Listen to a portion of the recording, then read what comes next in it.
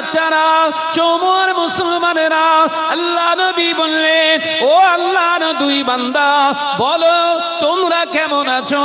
ইয়া রাসূলুল্লাহ, হাবিবাল্লাহ, আমরা ইয়াতীম, আমরা ইয়াসীর, আমাদের আব্বা নাই, আম্মা নাই, আম্মা হায়াতে আছে, অন্য জায়গায় বিবাহ করেছে, আমরা ইয়াতীম।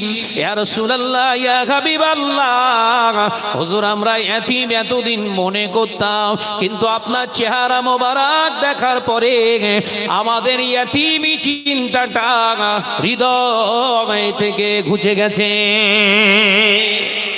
একবার জোরে হবে না?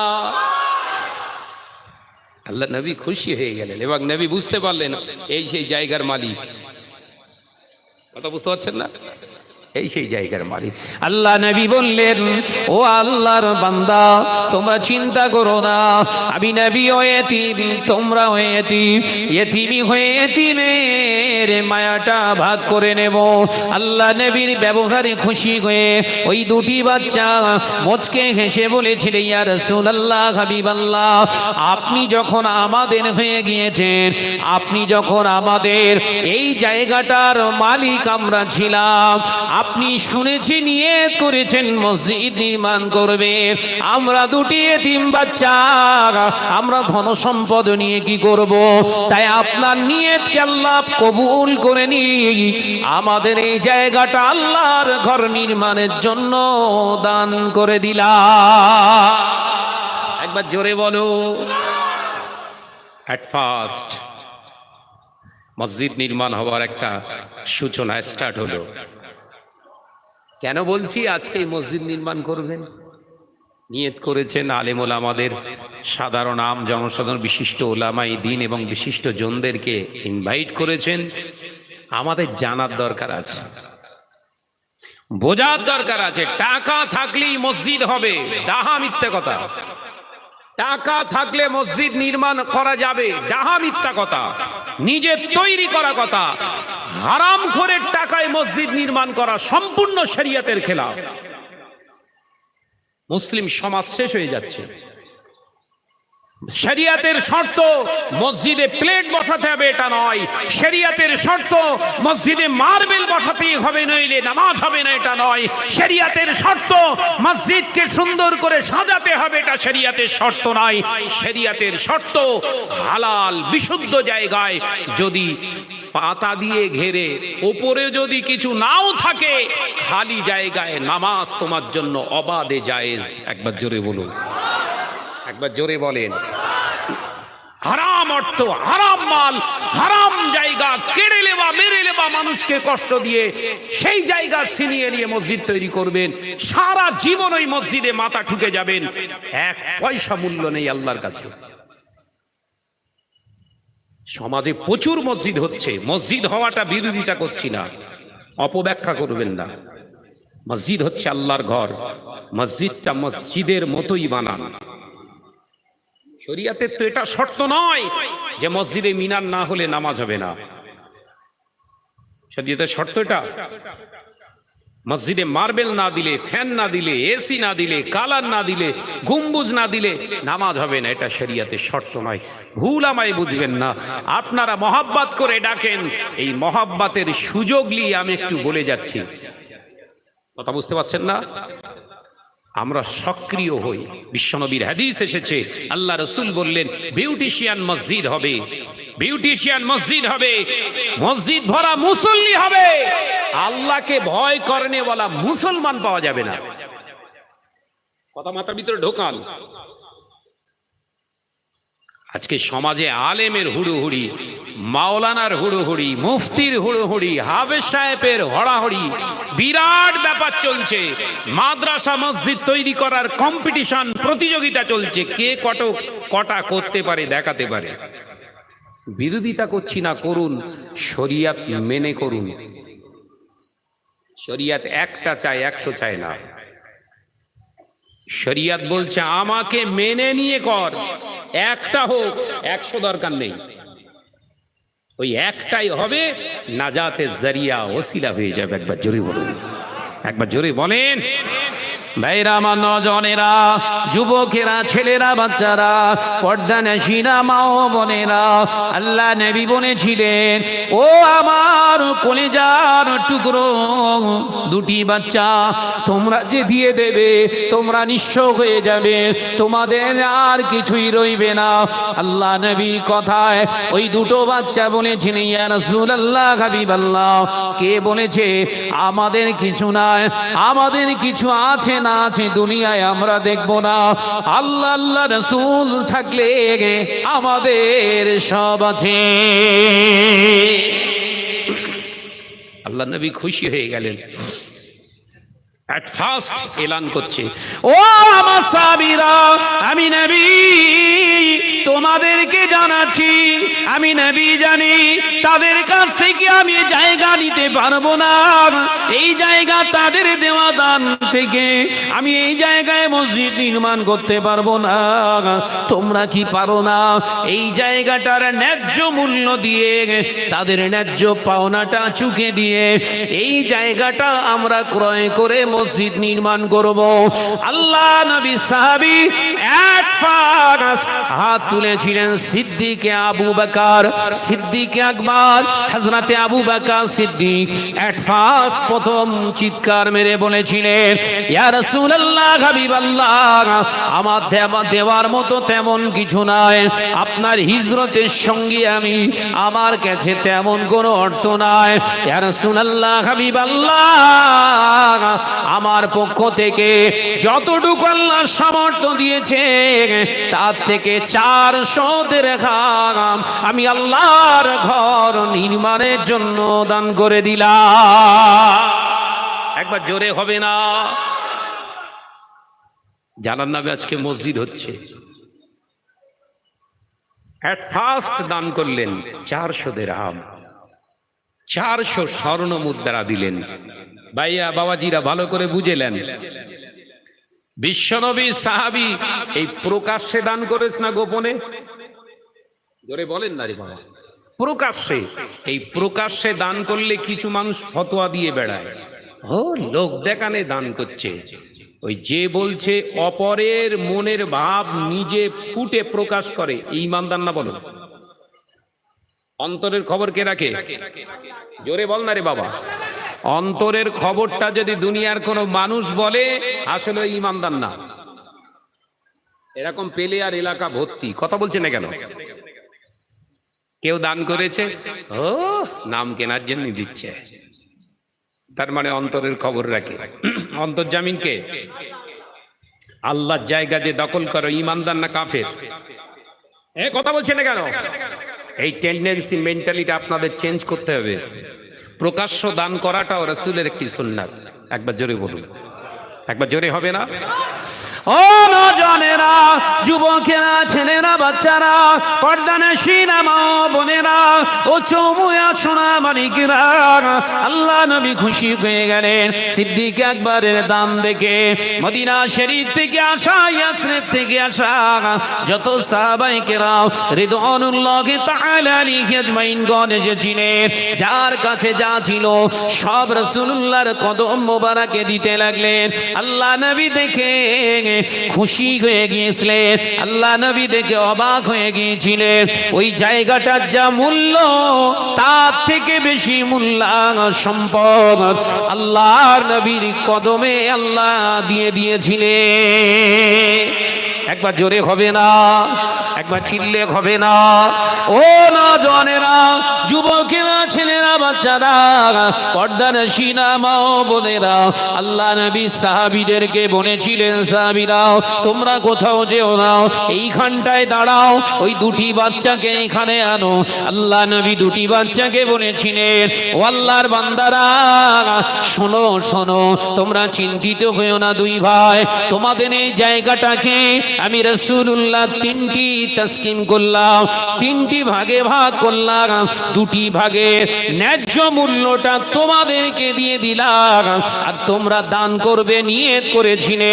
যদি তোমাদের থেকে দান না নিই, কিয়ামত পর্যন্ত যারা দুনিয়ার জমিনে ইতিম থাকবে তারাও দান করতে পারবে না। তাই এই দানের আমলের জায়গাটা যাতে ইতিমরা বহাল তবিয়াতে করে যেতে পারে, তাই দুটি ভাগ তোমাদের ন্যায্য মূল্য দিয়ে একটি ভাগ তোমাদের দুই ভাইয়ের কাছ থেকে দান হিসাবে নিয়ে নিলাম। একবার জোরে হবে না? রাসূলের বিচার কি ভাবছেন? এ আমার আপনার মতো মেরে ছিঁড়ে কেড়ে লে লে চাল লাগা দে না, লাগিয়ে দে হয়ে যাবে। কি বুঝছেন?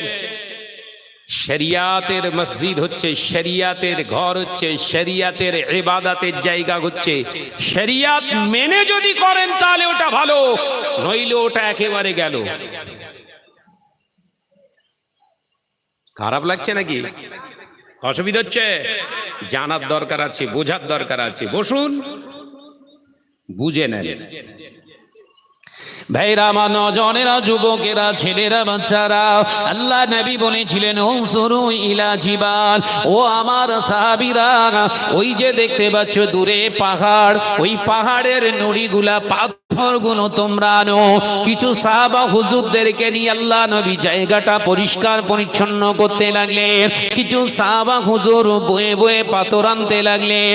পাহাড়ের পাথরগুলো আল্লাহ নবীর মোবারক হাতে দিয়ে যায়। আল্লাহ নবী একটা একটা করে সুন্দর করে একটা স্ট্রাকচার তৈরি করলেন, রেখাপাত তৈরি করলেন।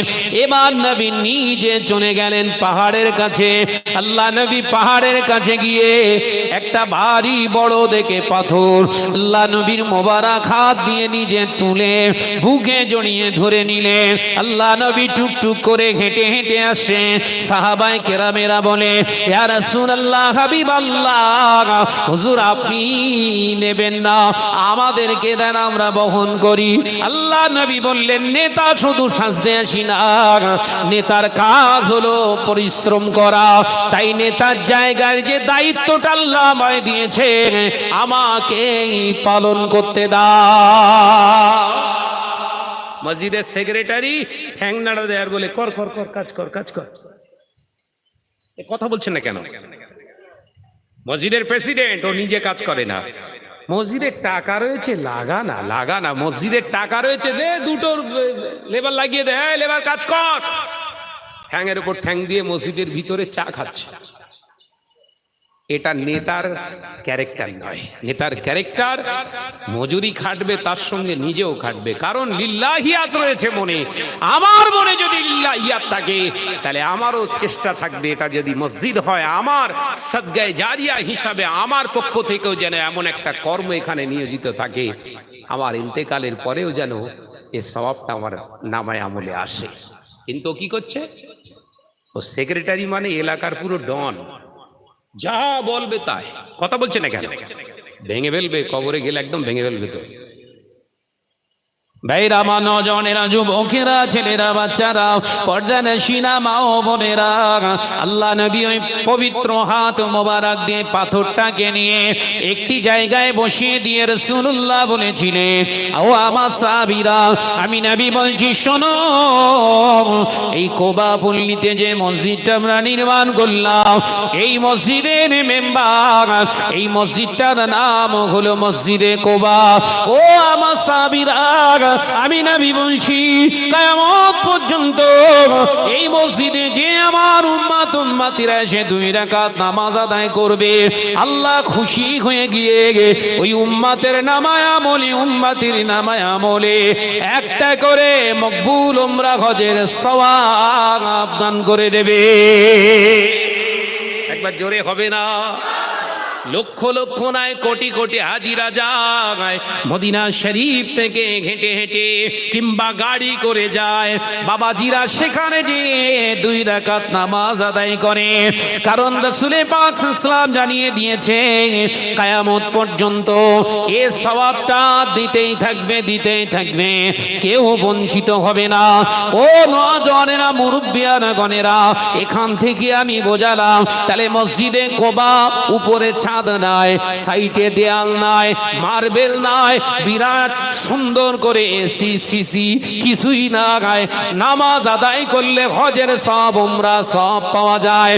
ও মুরব্বিয়ানা গণেরা, আল্লাহ নবী এখান থেকে ক্লিয়ার করে গেলেন জাতিকে, স্বচ্ছতার উপরে, বিশুদ্ধতার উপরে তোমরা মসজিদ নির্মাণ করবে। আল্লাহ মসজিদের একটা সেজদা, কোন সেজদা আল্লাহ ফাঁক দেবেন না, প্রতিটা সেজদা আল্লাহ দরবারে কবুল হয়ে যাবে। একবার জোরে বলুন সুবহানাল্লাহ।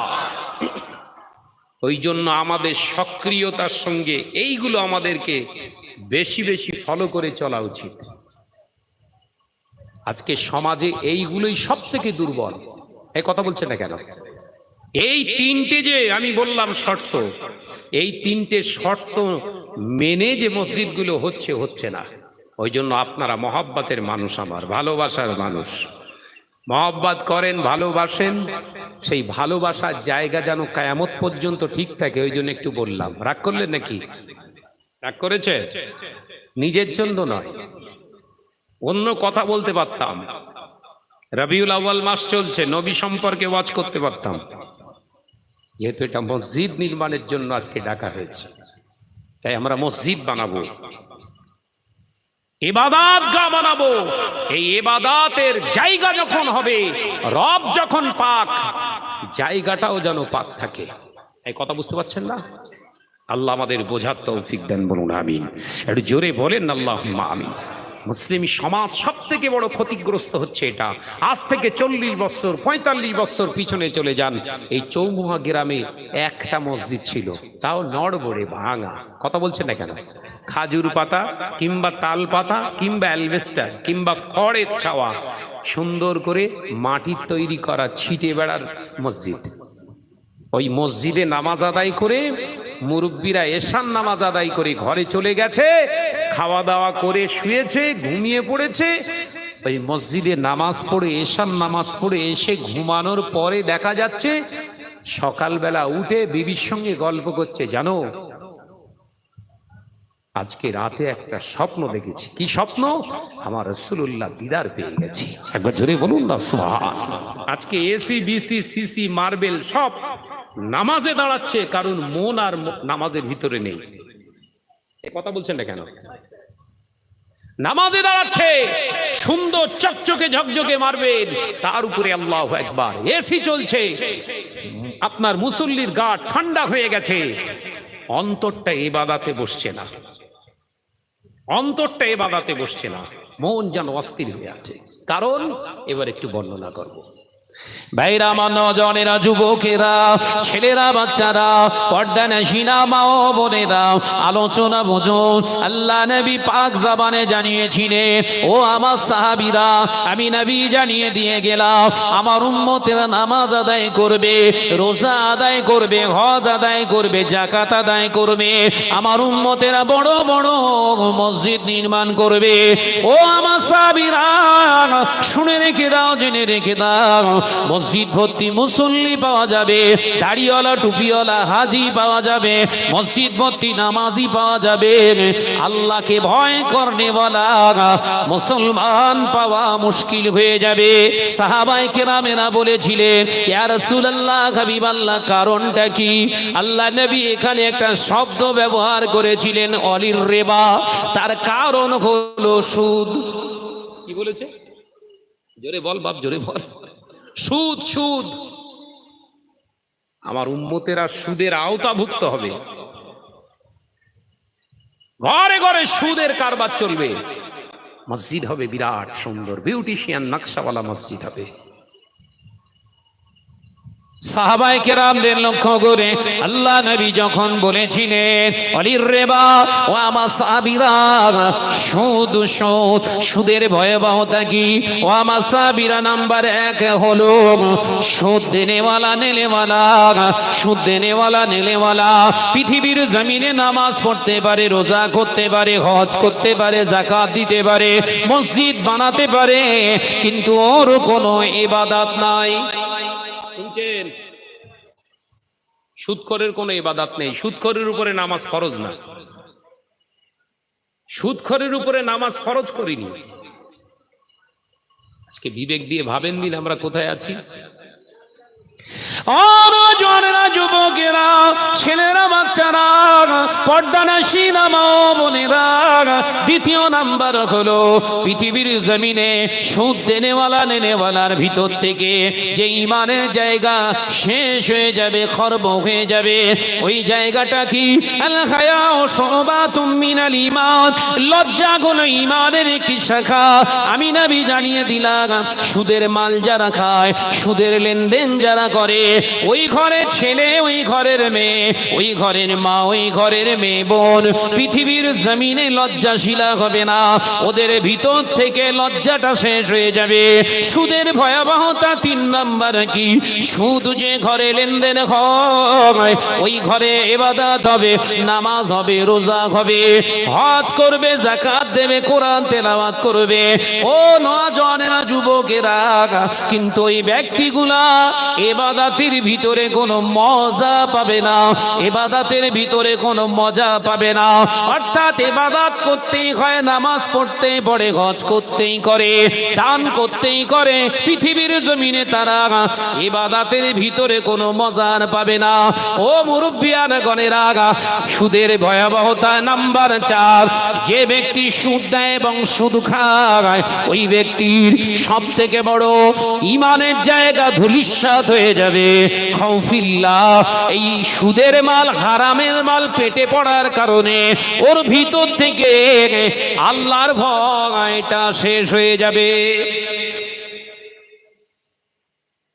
আলোচনা মাথায় ঢুকছেন তো? ঢোকাচ্ছেন?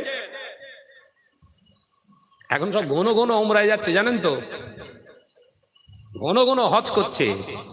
খোঁজলিয়ে দেখেন, সর্বনাশ করে দিয়ে যাচ্ছে সব। কথা বলছেন না কেন?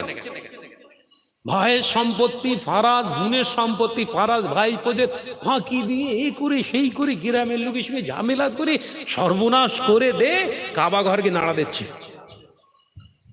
বজ্রাঘাত করবে তোর কবরে। কথা বুঝছেন?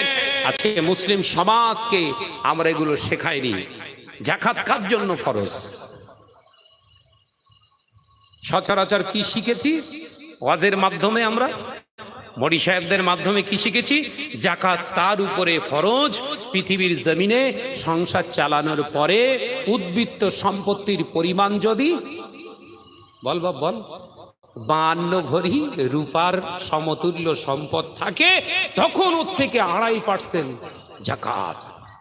সুদকর চিন্তা করছে, তাই তো, আমার তো বহু টাকা, যাকাত ফরজ হয়ে গেছে বোধহয়, দে যাকাত দে। কথা মাথায় ঢোকাবেন। মেনশন করিনি আমরা, কি বলেছি? টাকা পয়সা, ধন সম্পদের উদ্বৃত্ত সম্পদ, যেটা সংসার খরচ সবকিছু করার পরে বছরের শেষে একটা টাকা জমে, সেই টাকার পরিমাণ 52.5 রূপো, 52.5 ভরি রূপোর পরিমাণ হয়।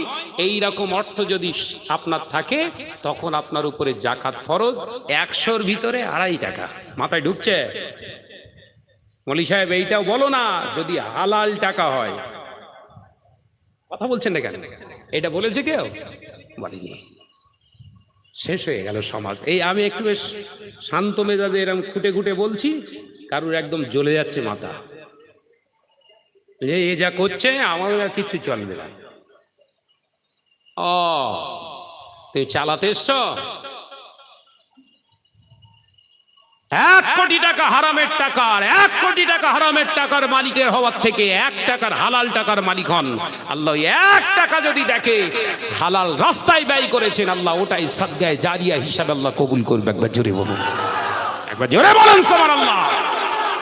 1 কোটি টাকা তোর দরকার নাই, 1 টাকা চাই, 1 টাকা।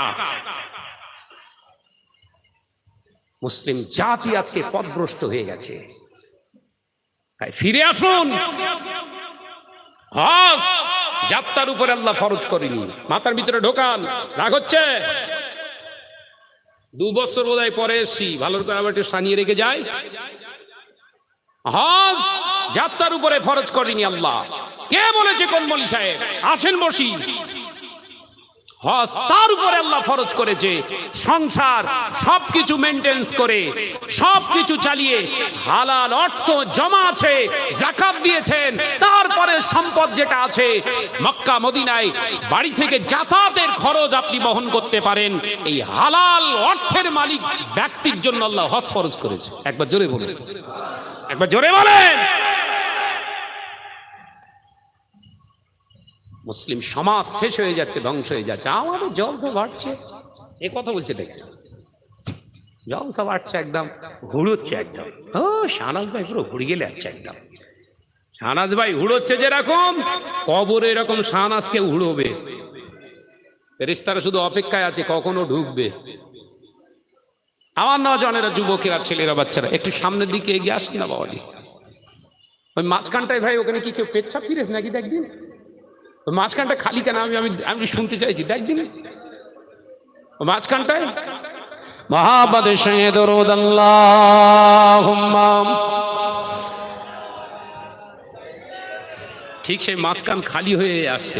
এই ভাই সোনার মানিকরা এগিয়ে আয় না, ওই যে রাগ করেছিস নাকি হারা, এগিয়ে এসো। একটু আওয়াজ দিয়ে পড়ি আল্লাহুম্মা সাল্লি আলা।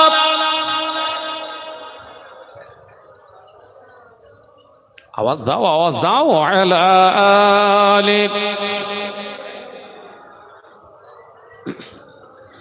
দেখে লও রাসূলুল্লাহ রওজা পাকের কিনারে, আমি সইতে পারি না বিরহ ব্যথা, ধন্য করো দিদারে। জোরে বলবেন না? জোরে বলতে পারেন না? দেখে লও রাসূলুল্লাহ রওজা পাকের কিনারে, আমি সইতে পারি না বিরহ ব্যথা, ধন্য করো দিদারে। আল্লাহুম্মা সাল্লি আলা।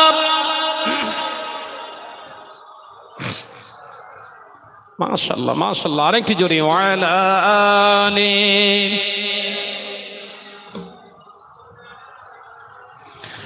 নূরে উজ্জ্বল চেহারা তোমার, দেখে মন যে ভরে যায়। জোরে বলবেন না? একটু জোরে হবে না? তোমার ওই গুম্বাজে খাজরা দেখে ঈমানও বেড়ে যায়। জোরে হবে না? দেখে লও রাসূলুল্লাহ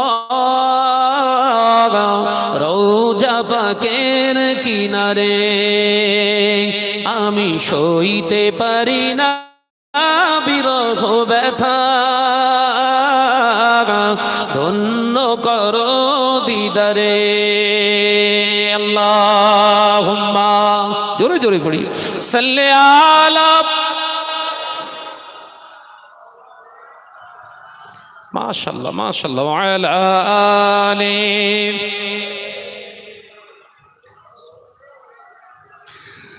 মদিনার ওই আকাশ, মদিনার ওই বাতাস,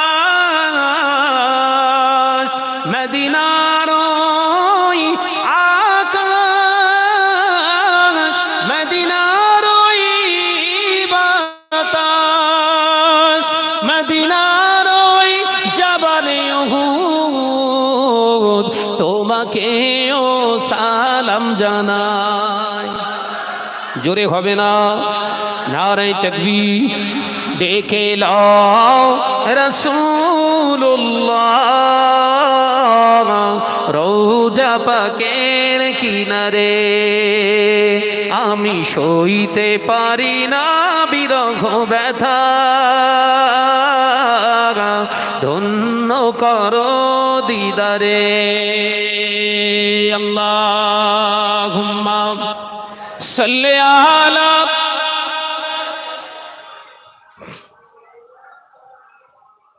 ওয়া আলা আলি।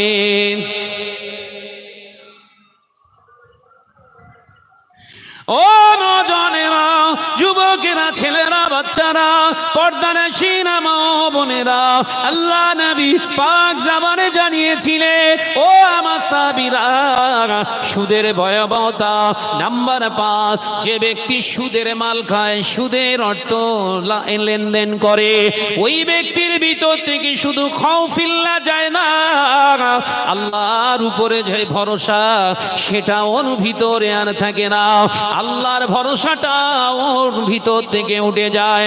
ও নজনেরা, 6 নাম্বার সুদের ভয়াবহতা শুনে রেখে দেয়, জেনে রেখে দেয়। মুহাদ্দিসিনগণ পরিষ্কারভাবে জানিয়ে দিয়েছে, সুদ দেনেওয়ালা এবং লেনেওয়ালা ব্যক্তির ভিতর থেকে 6 নম্বর যে জিনিসটা শেষ হয়ে যাবে সেটা হলো আহাব্বায়ে রাসূল, আমার রাসূলুল্লাহর মহাব্বত ওই মুসলমানের ভিতরে আর থাকবে না।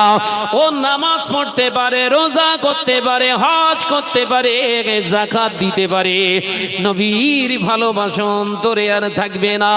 আমরাও সেটা পরিলক্ষিত সমাজে দেখতে পাচ্ছি, লক্ষ্য করলে দেখতে পাই মুসলমান নামাজ আদায় করছে, রোজা আদায় করছে, হজ আদায় করছে, যাকাত আদায় করছে, 5 ওয়াক্ত ছাড়া আরো 2 ওয়াক্ত নামাজ আদায় করছে, তাহাজ্জুদ পড়ে, ইশরাক পড়ে, আবাবিলও পড়ে। এই রকম মুসল্লিরা বলতে শুরু করেছে, পৃথিবীর জমিনে নবী দিবস আমাদের জন্য করা বিদআত। কথা বলছেন না কেন? সমাজে শুরু হয়েছে না হয়নি? নবী দিবস করা যাবে না। দ্বিতীয় নাম্বার, নবী আমাদেরই মতো, নবী আমাদেরই মতো এই রকম নামাজি মুসল্লিরাই বলছে না, বলে না? কথা বলছে না কেন? সাহাবাই কেরামরা পর্যন্ত বলতে সাহস করেন না নবী আমাদের মতো। এই হরিদাস পাল কোথাকারকে 2টো আমড়া ভাতে দে, এই 3 দিনের নামাজি, এই রকম কথা এর জবান দিয়ে বেরোয়। এই কথা বলছেন না কেন? একটা অ্যাঙ্গেল থেকে বোঝাতে পারবেন, একটা অ্যাঙ্গেল থেকে, একটা বৈশিষ্ট্য থেকে, একটা জায়গা থেকে বোঝাতে পারেন নবী আমাদের মতো ছিলেন? ক্ষমতা নেই আপনার, তাহলে বলছেন কেন? আসলে ব্যাপারটা হয়ে গেছে এতটা ভিতরে জিনিস ঢুকে পড়েছে আপনার। নবীর হাদিস তো মিথ্যা হয়ে যাবে। আপনার ভিতরে যে হারাম ঢুকে পড়েছে, আপনার হারামের তাসির শুরু হয়ে গেছে। এই হারামের যে তাসির, সাইড এফেক্ট আপনার ভিতরে বহিঃপ্রকাশ হয়ে গেছে। সাহাবাই কেরামরা বলতে সাহস করে, নবীর পিছনে নামাজ আদায় করেছে, আল্লাহ নবীর হাতে হাত দিয়ে কালেমা পড়েছে, রাসূলুল্লাহর সঙ্গে এক পাত্রে বসে খাওয়া দাওয়া করেছে, এক দস্তরখানায় বসেছে, আমার নবীর সঙ্গে জিহাদের ময়দানে গিয়েছে, অথচ তাদের ধারণা নবী আমাদেরই মতো ছিলেন না। একবার জোরে হবে না? একবার জোরে হবে না? তারা এরকম ধারণা নেননি, এরকম ধারণা তাদের ভিতরে ছিল না। আপনারা জানেন, ওয়াজ নসিহত শুনেছেন আলেম ওলামা, বক্তা, লেকচারারদের কাছ থেকে আল্লাহ পাকের দরবারে ইবাদত বান্দিগি করেছিলেন। 1 বছর 2 বছর নয়, কয়েক হাজার বছর ইবাদত করেছিলেন আজাজিল। ওই জিন্নাত ইবাদত বান্দিগি করে মুআল্লিমুল মালাইকা হয়েছিল। এই মুআল্লিমুল মালাইকা হওয়ার পরে ওই আজাজিলকে আল্লাহ পাক আল্লাহর সামনে রেখে ফেরেশতা ফেরেশতাদের সামনে রেখে বলেছিলেন আমি একটা খলিফা নির্বাচন করতে চাই, খলিফা নির্বাচন করতে চাই যার পৃথিবীর জমিনে আমি আল্লাহ পাঠাবো, যার পৃথিবীর জমিনে সংসার থাকবে, ঘর থাকবে, বিবি থাকবে, বাচ্চা কাচ্চা থাকবে, বিজনেস থাকবে, তারও ভিতর দিয়ে আমি আল্লাহর